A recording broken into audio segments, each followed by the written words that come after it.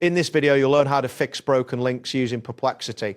This process involves searching for updated sources to replace links that no longer work, ensuring you always have access to relevant information. Begin by navigating to the Perplexity website. Once the page loads, locate the search box prominently displayed at the top of the interface.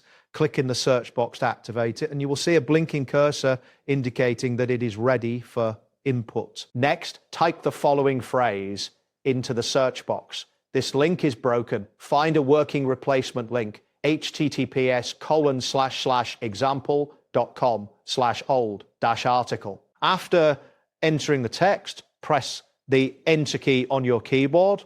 This action will initiate the search process, and you may notice a brief loading indicator as the system retrieves results. Once the results are displayed, you will see a list of potential links or articles that could serve as replacements.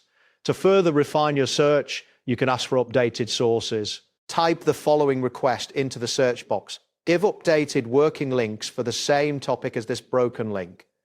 https://example.com/old-article.